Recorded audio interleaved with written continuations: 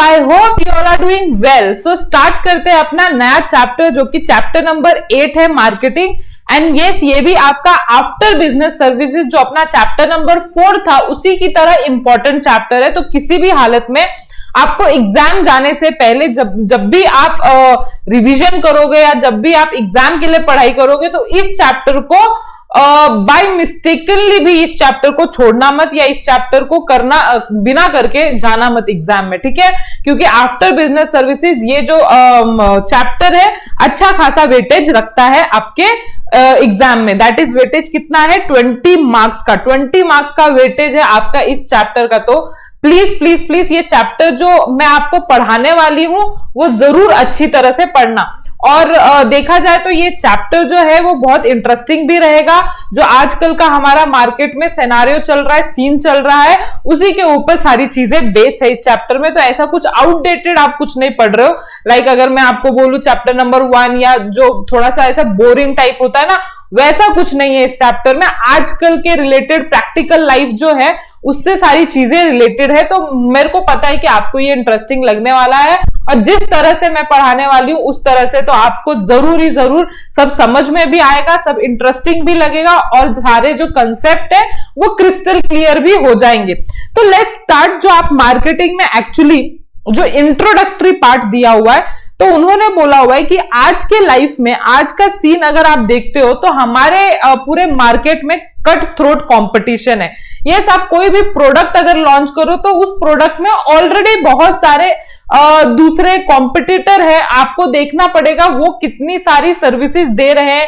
क्या आप वो प्रोडक्ट लॉन्च कर रहे हो, लेकिन क्या वो प्रोडक्ट उतनी सारी जो नीड एंड वांट है वो सामने वाले कस्टमर की, क्या वो फुलफिल कर रहा है? लाइक कॉम्पिटिटर, क्या आपके जो प्रोडक्ट है वो कॉम्पिटिटर से ज्यादा अच्छा है? तो बहुत ज्यादा आज जो टाइम है बहुत ज्यादा ये कॉम्पिटिटिव है। सो उसके लिए हमको मार्केटिंग करने की बहुत जरूरी है। उन्होंने वही बोला हुआ है कि it is very difficult to survive on the basis of past performance. सिर्फ और सिर्फ आप हिस्ट्री में बहुत अच्छी तरह से परफॉर्म कर लिए हो, आपने बहुत प्रॉफिट कमा लिया है और आज आपको कोई भी मेहनत करने की जरूरत नहीं है, तो ऐसा बिजनेस तो कभी चलता नहीं है। हमको टाइम के टाइम, जैसे आपने पढ़ा हुआ है, हमको टाइम टू टाइम अपने आप को चेंज करना पड़ता है ना। आपने 11th में बिजनेस एनवायरनमेंट याद है आपको? 11th के 8 चैप्टर में आपने पढ़ा था, क्या पढ़ा था आपने? कि हमको टाइम टू टाइम अपने बिजनेस एनवायरनमेंट के साथ चेंज होना पड़ता है। इनफैक्ट अगर आप केस देखो तो चाहे वो अंबानी हो, चाहे वो टाटा हो, तो नए नए प्रोडक्ट लॉन्च करते रहते या अपने एग्जिस्टिंग प्रोडक्ट में जरूर चेंज लाते रहते।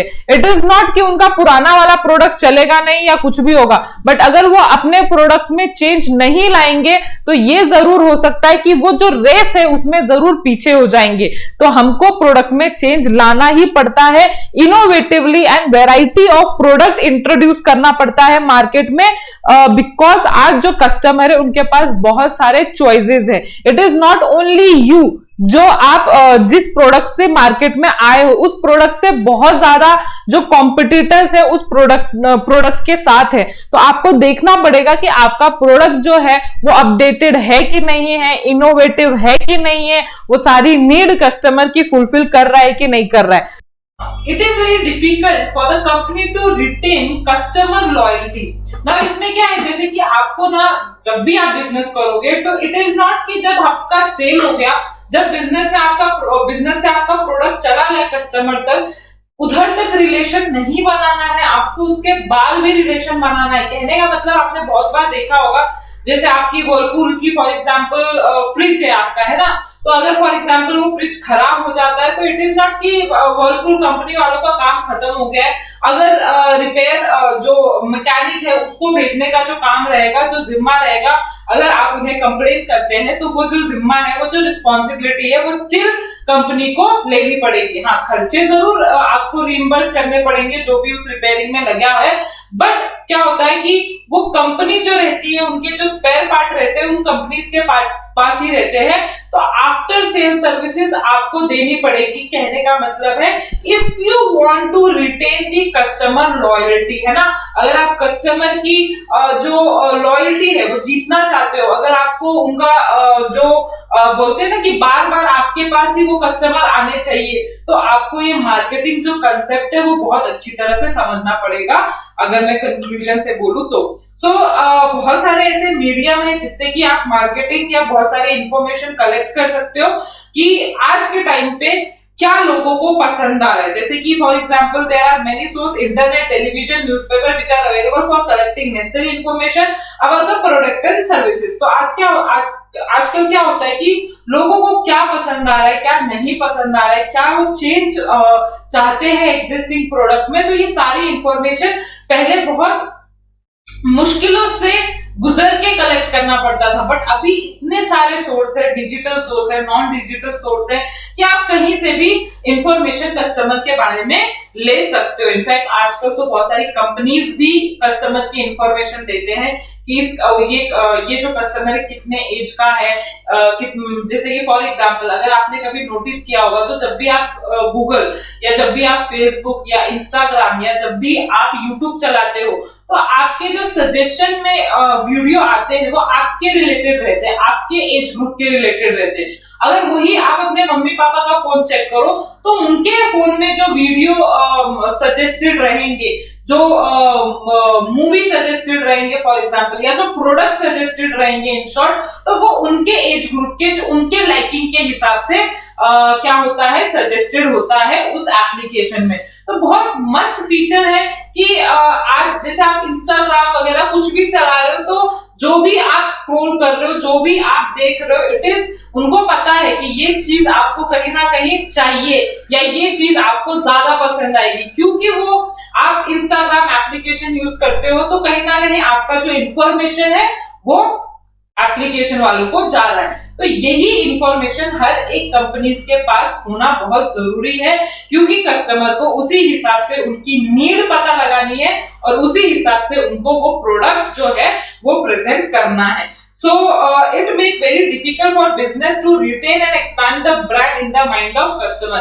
तो कभी-कभी तो ऐसा भी हो जाता है कि बहुत मुश्किलों से गुजर के उनको कस्टमर के माइंड में अपना जो ब्रांड है वो ब्रांड नेम जो है वो छपवाना, मतलब कहने का मतलब है कि उनके दिमाग में वो फिक्स हो जाना चाहिए कि अगर इलेक्ट्रॉनिक का गैजेट खरीदना है तो सोनी इज द बेस्ट, अगर फोन खरीदना है तो एप्पल इज द बेस्ट। तो ऐसा वाला जो माइंड में इंपैक्ट है वो क्रिएट करने के लिए उनको मार्केटिंग जो आप चैप्टर पढ़ने वाले हो या जो मार्केटिंग हम कंसेप्ट पढ़ने वाले हैं वो बहुत इंपॉर्टेंट तरीके से आपको समझना, मतलब बहुत अच्छी तरीके से आपको समझना पड़ेगा।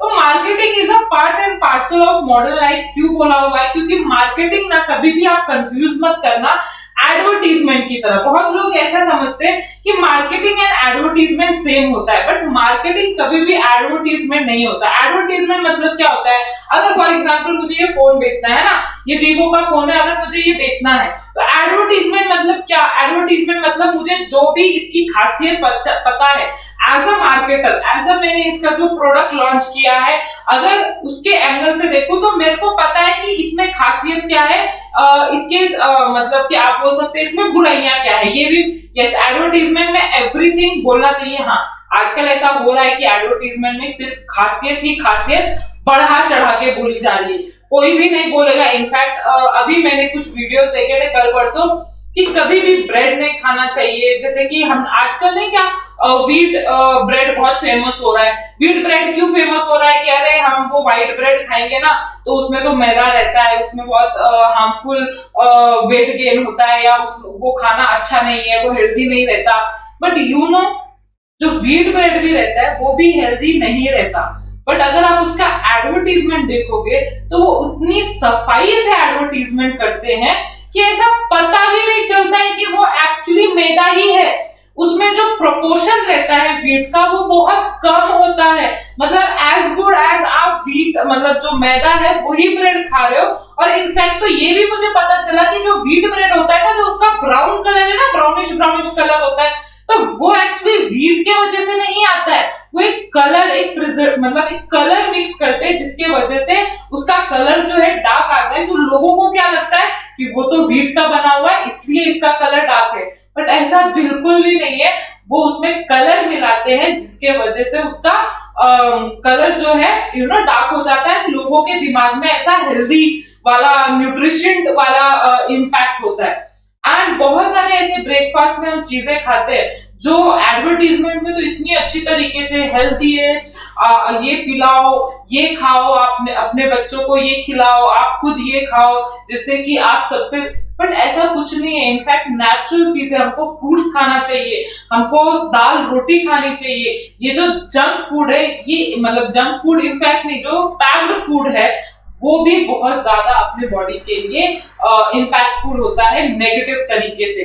जैसे जैम हो गया, ओट्स हो गए, बहुत सारे oats, not every oats but बहुत सारे जो ओट्स है, इनफैक्ट जो मूसली, अगर आप आई डोंट नो, बहुत सारे ऐसे गांव वगैरह में तो नहीं मिलते, ये थोड़े ऐसे मेट्रोपॉलिटन सिटीज में जो ये ब्रेकफास्ट है बहुत फेमस हो रहा है मूसली करके, जिसमें कि ओट्स रहते हैं, बहुत सारे ड्राई फ्रूट्स रहते हैं। इनफैक्ट वो भी हार्मफुल रहता है, उसमें भी बहुत सारी चीजें ऐसी है जो कि हमने नहीं खानी चाहिए। बट अगर आप इनका एडवर्टीजमेंट देखोगे तो उन्होंने ऐसा बोला हुआ है ये तो सबसे हेल्दीएस्ट है, ये तो इसके ये नहीं खाओगे तो आप जी नहीं पाओगे, इस टाइप का इम्पैक्ट डालते हैं। तो कहाँ पे थे हम, टॉपिक से थोड़ा सा साइडलाइन हो रहे हैं, बट मैं आपको ये बोल रही थी कि एडवर्टीजमेंट क्या, एडवर्टीजमेंट किसी भी प्रोडक्ट की अच्छी बातें बोलने के लिए होती है। हाँ, जो नहीं भी अच्छी बातें हैं वो भी नहीं बोलने की रहती है, बट आजकल की एडवर्टीजमेंट ऐसा कर रहे हैं, कुछ कर नहीं सकते, क्योंकि आजकल तो ब्राइबिंग वगैरह इतना ज्यादा है कि अगर वो गवर्नमेंट से पास करवाना है तो आपको 2-4 लाख निकालना है, किसी के मुंह पे फेंकना है एंड आपका एडवर्टीजमेंट आ जाएगा। तो ऐसा वाला केस चला हुआ है, इसलिए एडवर्टीजमेंट में आप कुछ भी देखते हो, किसी भी तरह की प्रोडक्ट को लॉन्च हुए देखते हो। बट एडवर्टीजमेंट बेसिकली क्या होता है, किसी भी प्रोडक्ट का जो गुड एंड बैड पॉइंट होता है उसको बताना, इसको हम एडवर्टीजमेंट बोलते हैं, है ना। एंड मार्केटिंग मतलब क्या होता है, इन सिंपल तरीका, है ना, सब कुछ भूल जाओ। मार्केटिंग मतलब सिंपल तरीका कि आप पहले लोगों की नीड समझो, आप पहले लोगों की वांट समझो, और उस नीड एंड वांट के हिसाब से जब आप प्रोडक्ट को लॉन्च करते हो तब हम उसको क्या बोलते हैं, तब हम उसको मार्केटिंग बोलते हैं। मतलब आप ऑफर करते हो, फिर आप सामने वाला आपको पैसे देते हैं क्योंकि आपने उसका जो सेटिस्फैक्शन है वो फुलफिल किया है, और उसके बदले आपका प्रोडक्ट वो सामने वाला लेता है। तो इस पूरे प्रोसेस को, मार्केटिंग क्या है, एक प्रोसेस है जहां पे सबसे पहले जो कंपनीज होती है वो लोगों की नीड को समझती है कि एक्चुअली इनको चाहिए क्या। उस नीड को समझते हुए फिर वो प्रोडक्ट को बनाया जाता है, वो प्रोडक्ट को बनाने के बाद वो मार्केट में ऑफर किया जाता है। एंड अगर ऐसा कस्टमर को लगता है कि ये जो प्रोडक्ट है उस प्राइस के हिसाब से एक वैल्यूएबल चीज है मेरे लिए, तो वो खरीदता है, मतलब आपको पैसे देके, कंपनी को पैसे देके उसका अल्टीमेटली यूज करता है। तो ये पूरे प्रोसेस को हम मार्केटिंग बोलते हैं। तो आपको डिफरेंस समझना है। एडवर्टीजमेंट मतलब मैंने प्रोडक्ट बनाया और प्रोडक्ट बना के आपके सामने रख दिया, ये इसका गुड एंड बैड पॉइंट है, आपको खरीदना है तो खरीदो, मत नहीं खरीदना तो मत खरीदो। बट मार्केटिंग में ऐसा हार्श चीज नहीं रहता। मार्केटिंग क्या रहता है, पहले हम आपका नीड एंड वांट समझेंगे एंड देन आपको ऑफर करने के लिए आएंगे।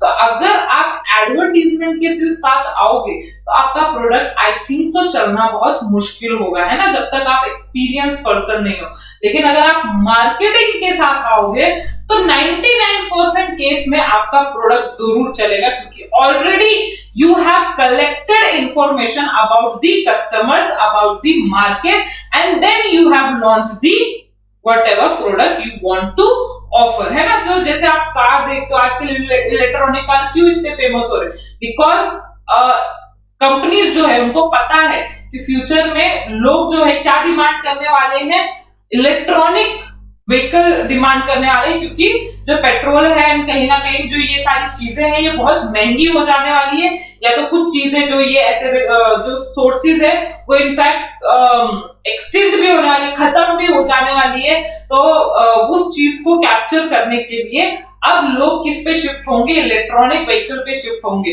तो ये सारी चीजों को उन्होंने समझा एंड उन्होंने दे दी ऑफर किया मार्केट में। यस, अगर मैं देखूं तो 4 व्हीलर हो या 2 व्हीलर हो, इलेक्ट्रॉनिकली जो इलेक्ट्रॉनिक व्हीकल है वो बहुत फेमस हो रहे हैं, है ना। सो इन्होंने आगे क्या बोला है, marketing is a pervasive in nature and it affect our day to day life in every possible manner. कहने का मतलब उन्होंने क्या बोला है, परवेसिव क्यों बोला है कि मार्केटिंग मतलब ऐसा नहीं है कि किसी कंपनीज को ही लागू होती है, नहीं, आप इतने छोटे से चीज क्यों ना बनाओ, इतना बड़ा चीज क्यों ना बनाओ, आप कुछ भी क्यों ना मार्केट में लेके जाओ। एवरी नेचर ऑफ कंपनी, चाहे वो मैन्युफैक्चरिंग कंपनी हो या सर्विस कंपनी हो या ट्रेडिंग कंपनीज रहने दो या ऑर्गेनाइजेशन रहने दो, एवरी ऑर्गेनाइजेशन को क्या लगेगा, मार्केटिंग फंक्शन जरूर लगेगा आज के सिनेरियो में, है ना। Marketing is a both an art as well as science. अब ये क्यों बोला हुआ है, अगर you have read first chapter तो आपको इधर समझ में आ जाना चाहिए। आर्ट क्यों बोला हुआ है, क्योंकि ये कला है मार्केटिंग करना। देखो जिस हिसाब से जो रिलायंस कंपनी के जो मुकेश अंबानी हैं वो जो मार्केटिंग कर रहे हैं, ऑफकोर्स जो स्टार्टअप है उस तरीके से मार्केटिंग नहीं कर पा रहे, क्योंकि जो अंबानी जी हैं उनको सालों सालों का एक्सपीरियंस है। उन्होंने जो हायर कर रखा है, लोग बहुत एक्सपीरियंस्ड लोगों को हायर कर रखा है। तो मार्केटिंग को एक आर्ट भी बोला जाता है। और साइंस क्यों बोला जाता है, क्योंकि देखो मार्केटिंग करने के लिए आपको अच्छे खासा पढ़ाई नॉलेज की जरूरत है। इसके लिए उन्होंने साइंस भी बोल के रखा है कि आपको एक वेल प्लान नॉलेज चाहिए, वेल सिस्टमैटिक ऑर्गेनाइज्ड एक प्लान चाहिए, तभी आप मार्केटिंग कर सकते हो। किसी भी हिसाब से मतलब जैसे साइंस को हम कैसे पढ़ते हैं एकदम स्टेप बाय स्टेप, वैसे ही मार्केटिंग को आपको करना पड़ेगा स्टेप बाय स्टेप। आप किसी भी हिसाब से आप मार्केट में नहीं जा सकते, पहले आपको वर्ड समझना पड़ेगा तो समझना पड़ेगा, then you can offer the product. यही एक प्रोसेस है, मतलब कि मार्केटिंग साइंस भी है। Competitive environment motivate organization to understand marketing as a discipline of management. In fact, today marketing is regarded as the most important of all management function of businesses. So हमने management function पढ़ा था, है ना। Management functions मतलब क्या, जो हम planning वगैरह ये सब करते हैं ना, तो उसका मोस्ट इंपॉर्टेंट उन्होंने फंक्शन बोला हुआ है कि मार्केटिंग आज के टाइम पे वो एक मोस्ट इंपॉर्टेंट फंक्शन की तरह भी है। Now need of marketing arise because of increasing production and lower demand of goods and service over the year. Now अभी उन्होंने ये क्यों बोला हुआ है कि नीड ऑफ मार्केटिंग क्यों हुआ, क्योंकि जो डे टू डे प्रोडक्शन है आज बिजनेस में वो बढ़ गया है, बट उनका जो डिमांड है वो कम हो गया है ना। ये थोड़ा कंफ्यूजिंग सेंटेंस है, क्योंकि आप बोलोगे मैम अगर हम देखें तो आजकल के टाइम पे तो डिमांड बढ़ गया है ना, प्रोडक्शन तो बढ़ा है, नो डाउट, है ना, क्योंकि लोगों की डिमांड बढ़ी है। तो ये इधर क्यों बोल रहे हैं कि डिमांड कम हुई है। अगर आप प्रोडक्ट स्पेसिफिकली प्रोडक्ट के बारे में देखो तो देखो, अगर आप मोटर पहले आप फॉर एग्जांपल कुछ सालों पहले के जमाने में चले जाओ, जहां पे गाड़ी जो थी सिर्फ मारुति या ऐसे मारुति सुजुकी की गाड़ियां आती थी, ऐसे पुराने ब्रांड की जो गाड़ियां आती थी वही थी अवेलेबल, है ना।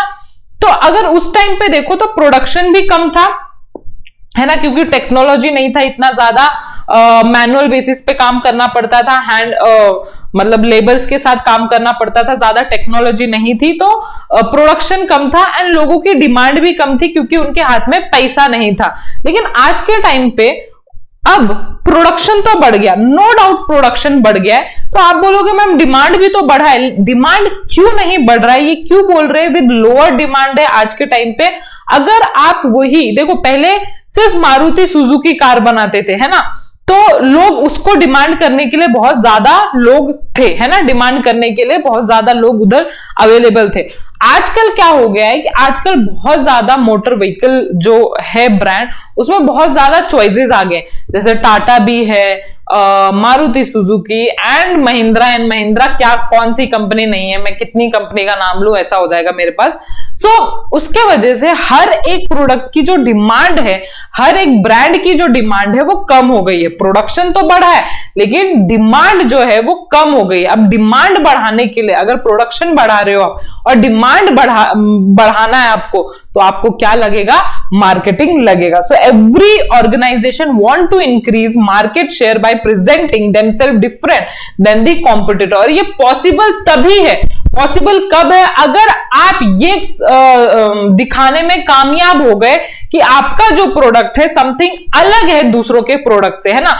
अगर आपको उनके कस्टमर अपने प्रोडक्ट पे शिफ्ट करना है तो you have to do some little more, जिसके वजह से वो कस्टमर जो है आपके प्रोडक्ट पे शिफ्ट हो। देखो सोनी का जो इलेक्ट्रॉनिक गैजेट है of course other electronic gadget से अलग है, कहीं ना कहीं उसका जो प्रेजेंटेबल फीचर्स है वो बहुत ही अच्छा है, कहीं ना कहीं जो उसकी क्वालिटी है वो बहुत अच्छा है। तो कोई भी दो बार नहीं सोचेगा कि यार आज मैं अगर कोई और इलेक्ट्रॉनिक गैजेट यूज कर रहा हूं तो कल मैं जाके शायद ये नहीं सोनी लूंगा। क्यों? क्योंकि उनके जो फीचर है, क्वालिटी में बोलो या अदर चीजों में बोलो, ऑफ कोर्स अच्छा ही है। तो लोगों को ये करना पड़ेगा, बिजनेस में है तो। Marketing is a important where the competition is very high. Of course जहां पे कंपटीशन ज्यादा है वहां पे मार्केटिंग का यूज और ज्यादा लगेगा। It help to gain loyal customer through implementing good marketing plan. अगर आप मार्केटिंग करते हो तो इससे बेनिफिट क्या मिलेगा, आपको लॉयल कस्टमर मिलेंगे। लॉयल कस्टमर मतलब कि आपको ऐसे कस्टमर मिलेंगे तो जो शायद ही शिफ्ट हो आपके प्रोडक्ट से, if you are doing marketing. हाँ, अगर आप मार्केटिंग नहीं कर रहे हो तो शायद वो कल जाके शिफ्ट हो जाए, लेकिन if you are doing marketing तो कस्टमर जो है लॉयल कस्टमर बनेंगे, मतलब वो कभी भी आपको डिच्चू नहीं देंगे। Convincing somebody to do something और not to do something is a part of marketing. Marketing मतलब क्या है, एक कन्विंस करना है ना। अगर आपने देखा होगा तो किसी की कन्विंसिंग स्टाइल बहुत अच्छी है, जैसे कि फॉर एग्जांपल जो मैं जिसको अभी एग्जांपल दे सकती हूँ वो सारंग सर को दे सकती हूँ, है ना। अगर आपने देखो सारंग सर क्या है, गुजराती हैं, तो गुजरातियों की जो कन्विंसिंग स्टाइल होती है वो बहुत मस्त होती है। मतलब कि ऐसा मैं सिर्फ सारंग सर को नहीं देख के कह रही हूं, लेकिन पूरे गुजराती के जो मैंने अभी तक पूरा समाज देखा है ना, वो हर एक गुजराती का जो कन्विंसिंग स्टाइल देखा है ना वो बहुत अच्छा है। मतलब कि आपको पता भी नहीं चलेगा कि आप अगर किसी चीज को ना बोल रहे थे पहले, वो कब आप हाँ बोल डालो कभी आपको पता नहीं चलेगा। एक गुजराती से बात करते है ना, तो मतलब एक अच्छी तरीके से उनका एक टोनिंग भी रहता है। वो कभी भी ऐसा नहीं करते कि आपको कुछ लॉस करके आपको हाँ करवा दिया, नहीं। ऐसे सिचुएशन में हमें दिखाते हैं या ऐसा सिचुएशन हमारे सामने लाते हैं जिससे कि हम कन्विंस हो जाते हैं इजिली। जैसे कि फॉर एग्जांपल नरेंद्र मोदी जी, एक तो बहुत बड़ा एग्जांपल आ गया मेरे माइंड में, वो भी एक गुजराती हैं। तो नरेंद्र मोदी जी है ना, ऐसा काम करते हैं कि आप कन्विंस्ड हो ऑलरेडी। क्या कन्विंस्ड हो कि अगले साल तो वो मोदी सरकार दोबारा आएगी। तो ये एक कन्विंसिंग स्टाइल है। अगर मैं उन्हीं को कंपेयर करूं डॉक्टर मनमोहन सिंह से, ऐसा नहीं उन्होंने कोई बुरा काम किया, उन्होंने भी उतना ही अच्छा काम किया है जितना नरेंद्र मोदी जी कर रहे हैं। बट हाँ, जो डॉक्टर मनमोहन सिंह है उनका जो कन्विंसिंग स्टाइल था और आज जो नरेंद्र मोदी जी को आप देख रहे हो उनका जो कन्विंसिंग स्टाइल है, उसमें आसमान जमीन का फर्क है। ठीक है, तो ये चीजें रहती है कि मार्केटिंग में आपको टिकने के लिए मार्केट में yes you need a convincing style, जो कि मार्केटिंग का पार्ट है। तो ये मैंने आपको जो इंट्रोडक्शन है ना, वो इतना टाइम लगा के क्यों पढ़ाया होगा, कुछ तो भी रीजन होगा कि आप मार्केटिंग को अगर समझ गए ना तो आपको ये पूरा चैप्टर समझने में कोई भी डिफिकल्टी नहीं आनी चाहिए। इसीलिए मेरा एक माइंडसेट था कि आपको जो इंट्रोडक्शन है वो बहुत अच्छी तरह से समझाना है। Now meaning and definition. So पढ़ते हैं। Marketing is a key function of a modern management. Management करने के लिए सबसे इंपॉर्टेंट चीज क्या लगेगा आपको, मार्केटिंग लगेगा। We are expose to marketing of product and services and idea almost every day. Study of marketing plays an important role as every one of us perform marketing activity in one or other form. Marketing has a different meaning based on audience, media platform and business in a changing market. तो yes, उन्होंने बोला हुआ है कि every scenario में business के marketing लगेगा, आपको किसी ना किसी तरह से मार्केटिंग तो परफॉर्म करना ही पड़ेगा और हर एक बिजनेस के हिसाब से मार्केटिंग का डेफिनेशन थोड़ा बहुत इधर उधर चेंज हो सकता है। मतलब अगर आप सर्विसेज की बात करो तो yes they have a different meaning in their perspective, and अगर आप गुड्स बेचने की बात करो तो मार्केटिंग का पर्सपेक्टिव समझने का डिफरेंट हो सकता है। तो marketing changes according to the customer, according to the platform on which you are. Now one of the definition हम पढ़ेंगे। वन ऑफ द डेफिनेशन में मुझे सबसे बेस्ट जो डेफिनेशन लगता है वो फिलिप कोटलर का लगता है, तो वो हम कर लेंगे, ठीक है। सो बहुत इजी है। उन्होंने बोला है, क्या बोला है, वो मार्केटिंग को एक सोसाइटल प्रोसेस बोलते हैं। सोसाइटल प्रोसेस क्यों? क्योंकि उनको ऐसा लगता है कि मार्केटिंग में हम सोसाइटी के लिए ज्यादा सोचते हैं ना, मार्केटिंग में हम सोसाइटी का हित समझ के, सोसाइटी का कुछ भला समझ के हम करते हैं, इसीलिए वो एक प्रोसेस है जो कि सोसाइटल है, जहां पे जो इंडिविजुअल है या जो ग्रुप है उनको जो चाहिए वो मिलता है, obtain what they need and want, ठीक है। एंड किसके through? Creating, offering and freely exchanging product and service of value with other.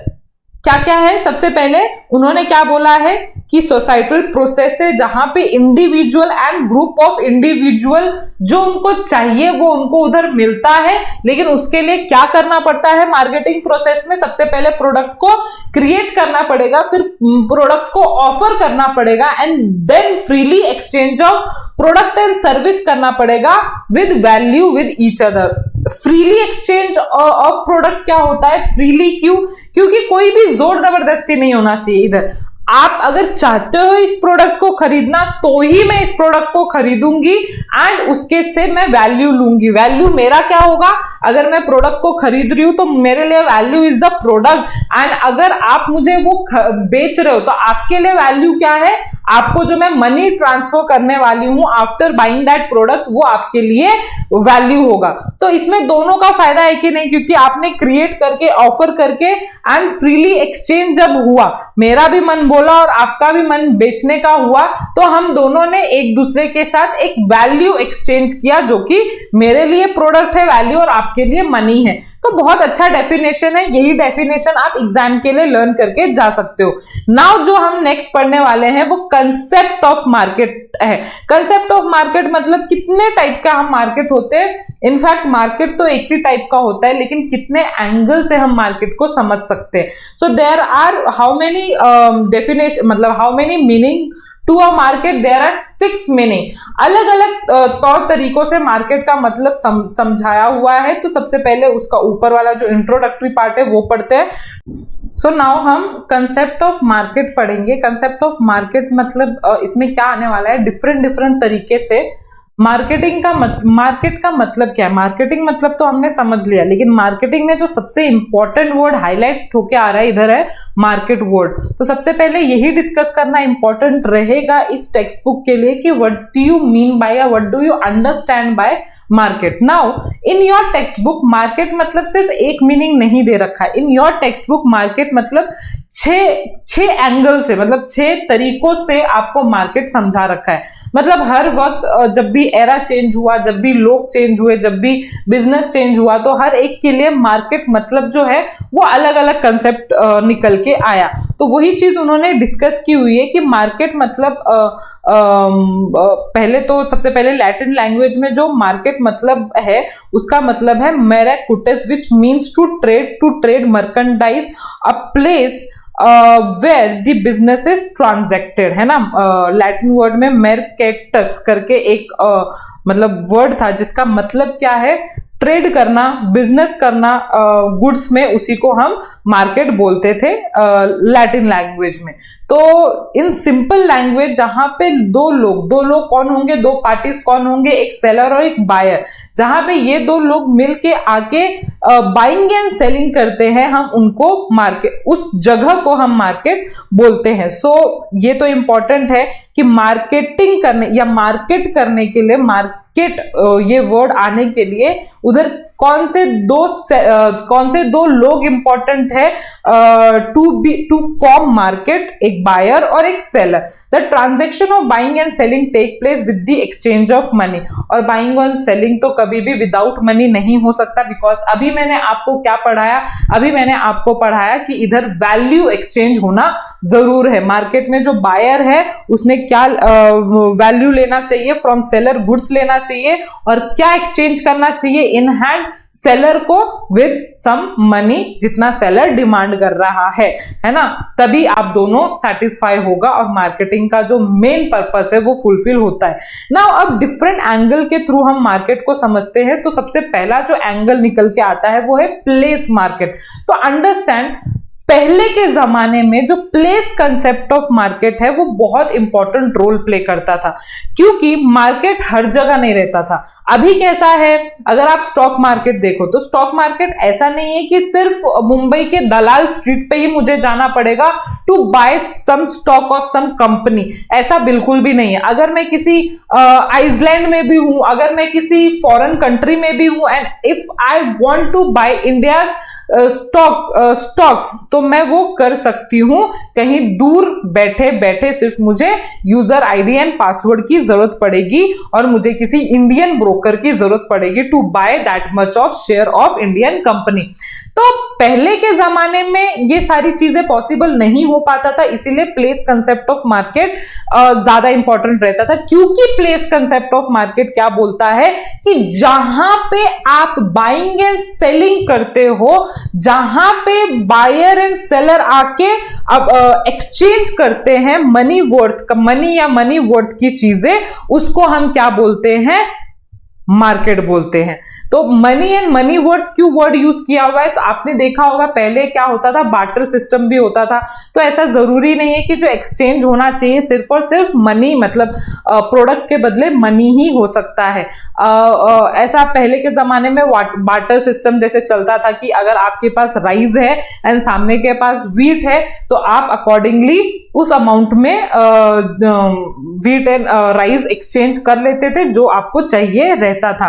तो कहने का मतलब है place market concept of market क्या बोलता है, प्लेस कंसेप्ट ऑफ मार्केट बोलता है कि ऐसा प्लेस जहां पे बाइंग एंड सेलिंग पॉसिबल होता है, वो एक्सचेंज पॉसिबल होता है of money and money worth, उस प्लेस को ही हम क्या बोलते हैं, मार्केट बोलते हैं। जहां पे बायर एंड सेलर और अदर इंटरमीडियरी आके एक दूसरे से जो प्रोडक्ट है वो एक्सचेंज करते हैं। सो ओल्डन डेज में ये जो डेफिनेशन है वो बहुत इंपॉर्टेंट रोल प्ले करता था, but now in the age of technology market has a wider meaning just a place, वो मैंने आपके साथ डिस्कस कर लिया। Now second one is commodity concept of market. तो कमोडिटी कंसेप्ट ऑफ मार्केट में क्या आ रहा है, कमोडिटी मतलब जहां पे गुड्स एक्सचेंज होते हैं। देखो, emphasis is given on buying and selling, मतलब कि इन्होंने बाइंग एंड सेलिंग ये प्रोसेस पे ज्यादा ध्यान दिया है इंस्टेड ऑफ प्लेस, है ना।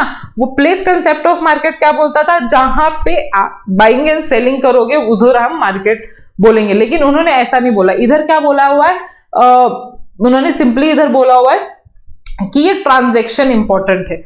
ऐसा जरूरी नहीं है कि आप इसी जगह करना चाहिए, आप अपने घर में भी ये बाइंग एंड सेलिंग कर रहे हो तो हम उसको क्या बोलेंगे, मार्केट ही बोलेंगे। बट इधर क्या था, इधर प्लेस था, as a place where the transaction of buying and selling goods take place in exchange, वो ज्यादा इंपॉर्टेंट था।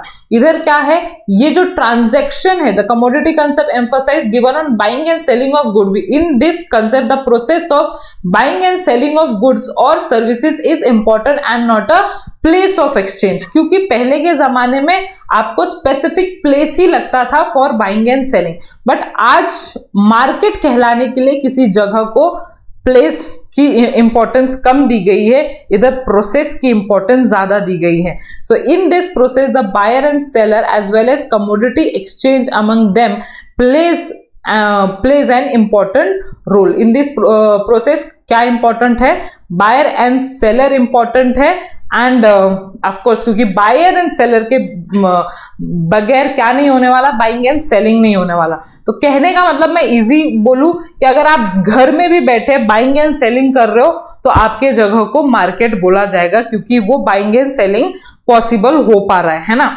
इसके लिए उन्होंने ऐसा बोला हुआ है। और दूसरी चीज क्या इंपॉर्टेंट है, कमोडिटी क्या एक्सचेंज कर रहे हो, वो भी चीज इंपॉर्टेंट है।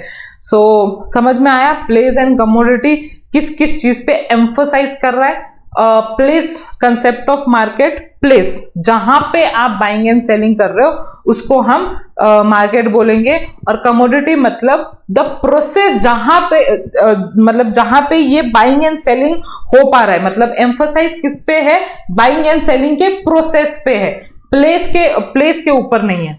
सो बाकी का जो हम मार्केट कंसेप्ट है वो हम नेक्स्ट वीडियो में देख लेंगे। ये वीडियो थोड़ा ज्यादा ही कुछ ऑलरेडी बड़ा बन चुका है, तो आप बोर ना हो जाओ मुझसे, इसके लिए मैंने बोला कि नेक्स्ट लेक्चर में हम सारा कंप्लीट कर लेंगे कंसेप्ट और आगे की भी चीजें पढ़ लेंगे, ठीक है। तो जितना भी हुआ है अगर आपको अच्छी तरह से समझा है तो प्लीज कमेंट बॉक्स में जरूर लिखना, और आपको क्या क्या और अच्छी चीजें या बुरी चीजें लग रही है वो भी आप हमें फ्रीली कमेंट बॉक्स में बता देना। ये आपका ही चैनल है भाई, आप इससे लर्न करो, हमारा यही मेन मकसद है ना।